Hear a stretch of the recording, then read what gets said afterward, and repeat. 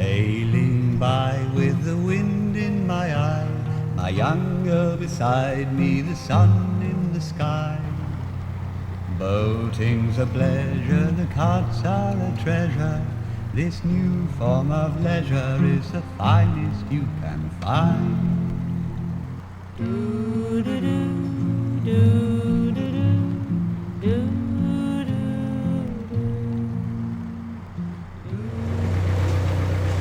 Isn't this just amazing? No! Stop it! They're mine! Stop it! What are you doing down there? Come out and look. You might see a kingfisher or a heron. Stop it! They're mine! They're mine! It's so peaceful. Now you may think these canals have been here forever, but most of them weren't even built till a few hundred years ago. Dad! Stop that row! Give it back! What are you doing down there? Come outside and stop that row now. Have you two heard a word I've been saying? Yeah, canals and that. So what? Tell us, Dad. I'm listening. When the canals were built, they completely changed people's lives, just like cars and motorways did when they came along. Before canals, it was really difficult moving goods around the country, whether it was coal, grain, wool or pottery. They used horses and carts and pack horses. These poor creatures had heavy sacks of goods tied on their backs. Imagine that, kids. Oh, there's a lock coming up. I'll pull it to the side and Jack, you jump off and start getting the lock ready.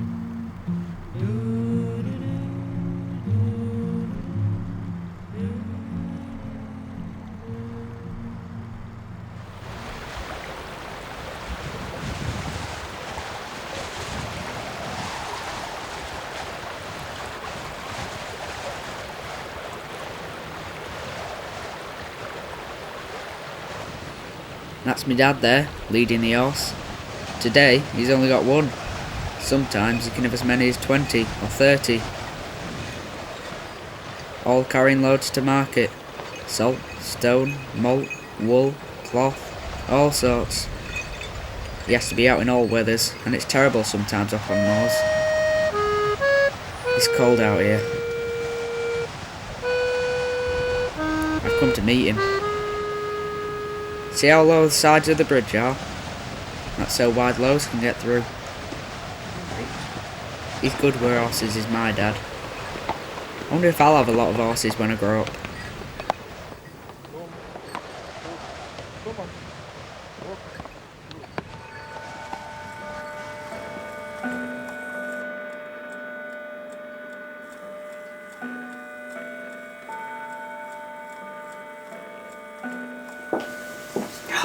Delightful.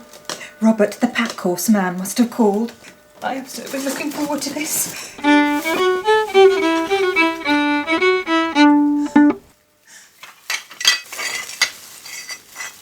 ordered a 24-piece tea set from Mr. Wedgwood. Not 200 pieces.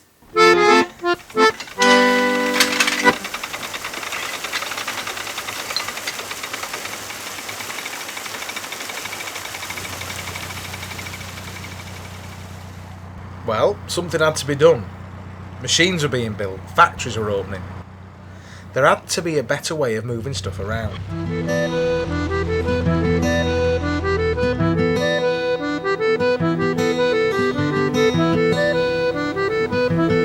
Shut the gate then!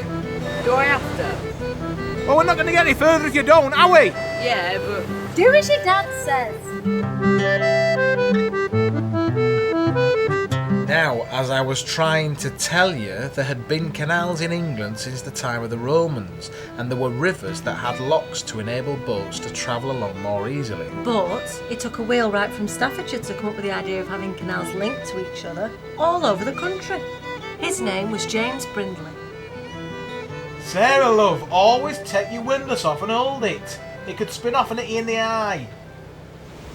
So how did they build the canals then, Dad? We'd shoveled and hacked, and I'd broken my back, but I'd cut through all the land. Yes, I'd shoveled and hacked till I'd broken my back, and I'd hacked through all the land. We do it all with a pick and shovel. Worst job of all, though, is down the tunnels.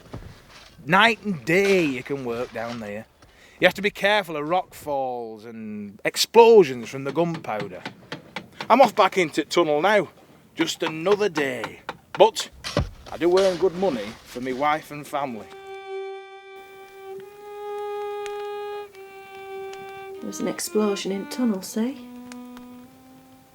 Some sparks from a pick set off the gunpowder. Thank God your father would have known nothing. There were 2 more families in mourning for lost ones. Yeah, but why my father? It were his job, Sarah. The tunnel has to be built so the canal can come through the hillside.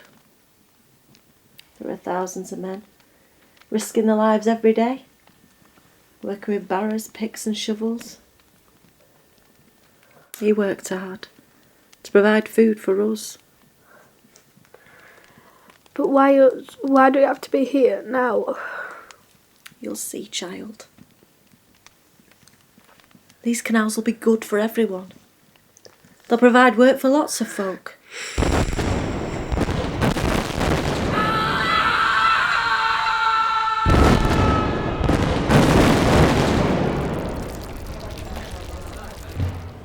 Can you move a cargo of bricks? Of course you can. You move anything. Here's to your health, Mr. Wedgwood. And to yours, Mr. Brindley. James. To yours and to your wonderful canals. Thanks to your investment, Mr. Wedgwood. Josiah. Soon, your crockery will travel safely on the Trent and Mersey Canal. Quite, James. Most of my pottery gets broken when it's travelling on the packhorse roads and turnpikes. Well, I doubt whether even a couple get broken on one of my canals. And more than that, one of my boats will carry the same amount of goods as hundreds of packhorses. Marvellous. And soon, your canals will spread all over the country. A transport revolution, a wonder of the age. I certainly seem to be involved in many of them. You must be careful not to exhaust yourself. Oh, I spend day after day on horseback riding from one canal works to another. Many people need my advice. Not at the expense of your health. Well, I'll do what I have to. My country will thank me. I'll take 20,000. It's gonna make my fortune, I can tell you. 'Cause I'm James Brindley, the schemer, the dreamer, Brindley the engineer.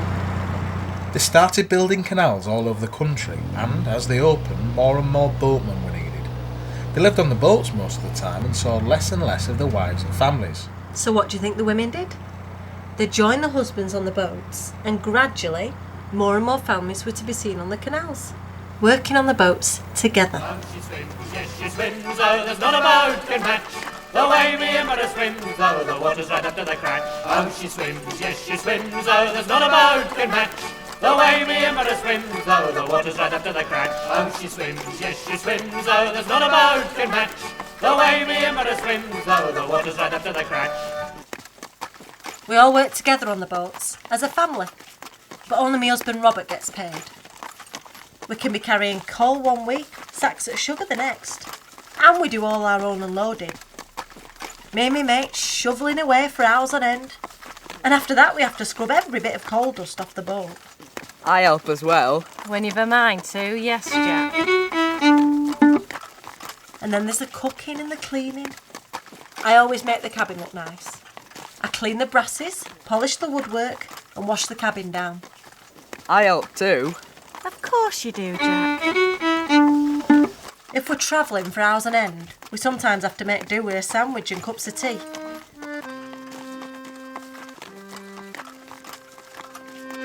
But once we've tied up for the night, I'll have a nice stew on the go on the stove, or a piece of beef.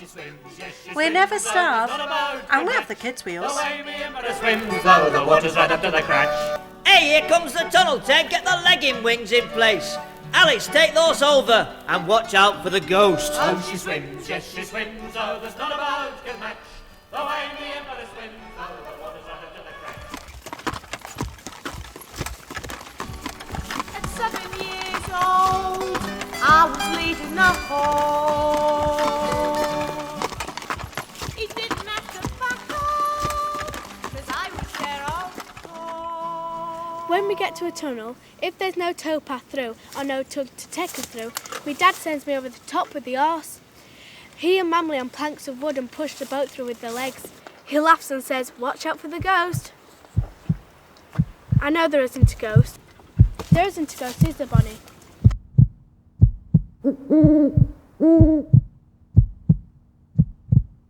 What was that? I'm frightened, Bonnie. Oh, we'll have to keep going, or...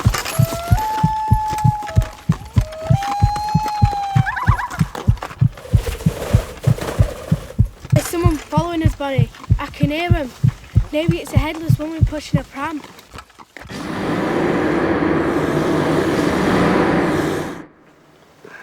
No, of course not. There's no one following us. And anyway, if there was, you'd give them a look so fierce they'd run away. They wouldn't know you were the nicest horse in the world.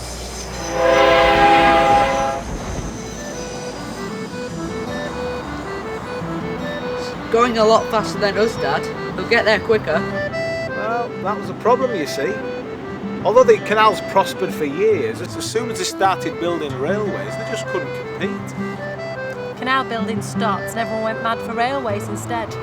They lowered the prices for carrying goods, began taking the canals over and closing them down. Even when the motorboats took over from the horses, it was difficult. It was those canals that had factories on the banks that survived. But for how long, eh, lad?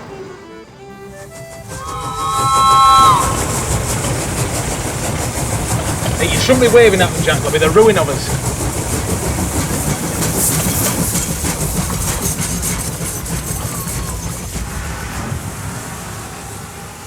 Taking all our loads, depriving us of our livelihoods. Oh, it were alright during the war, they needed everyone then. 10 years on and they're trying to get rid of us. But it's not just them railways, it's them lorries and all. They're getting bigger and bigger. Soon them people with cars won't be able to go for a nice drive on a weekend. The roads will be clogged with lorries and we'll be out of work. They'll just throw us on the scrap heap. You mark my words. Oh, don't be such an old misery. We're still working, aren't we? Just like our parents before us and theirs before them. They'll always want canals.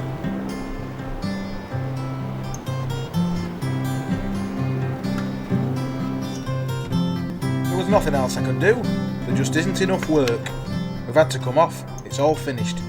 I'll have to try and find something on the land. Last run, I ask you last run. They hadn't even bothered telling anyone. We had to do it for the kids. There's no future for them on the boats. They need schooling, a proper education. Clean break though, no fussing. That's the best. Nobody asked us. We were just told. Mum and Dad know best, I suppose. We're going to go to a nice school and I'll have new friends.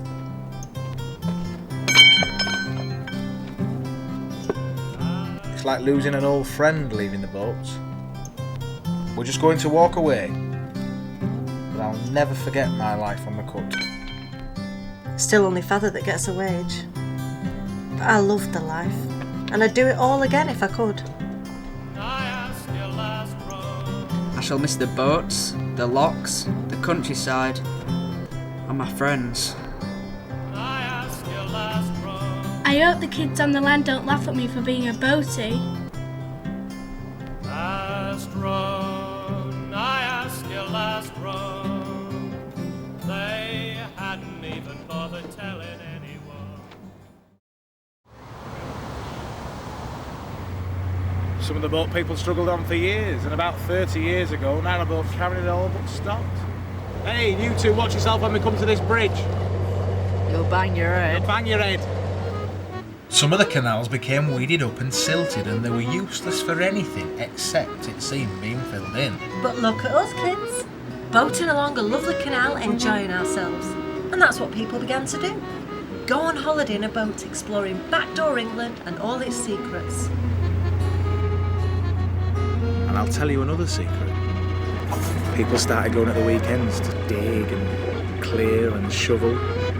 They were starting to restore the closed canals and bring them back to life. And who was there nearly every weekend?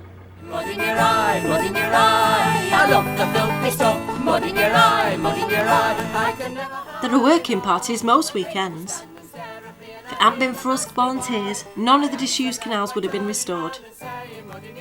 At first it was mainly clearing them, digging out mud and rubbish, lots of it. Rubber tyres, old bats, cookers, prams, bricks, motorbikes, you name it. Now we do everything from painting gates, laying bricks, pulling down trees and driving a dumper truck. It's all great fun, and you get to meet all sorts of people of all ages. And you never know. One day I might get to take a boat along a canal I had helped to restore. By looking up and saying, mud in your eye, mud in your eye, mud in your eye, mud in your eye. Your mother helped restore that lock, you know. You're a star, Mum. So it's all your fault, is it, that we're on a canal holiday? Shut up, Jack, you love it. Go on. Where are we going tomorrow? Why, are you bothered? Might be. I like doing locks. Come on, race you.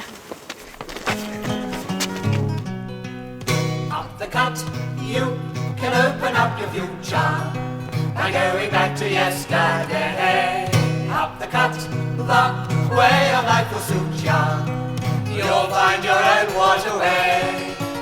Narrowbed life's the one that we found, but there's anglers and artists and walkers around. And where can you do so much on a pound? Up the cut, up the cut, up the cut. There are canals reopening all over the country. What do you think the boat people would make of them today, though? Although there's a few boats carrying coal, and there's still a lot of barge traffic on the larger waterways, it's mainly pleasure boats for people like us, enjoying what the canals have to offer. They're the arteries of towns and cities. They're a haven for wildlife. A canal is a breath of fresh air in a hectic world. Peace and tranquility. And where can you do so much on a pound?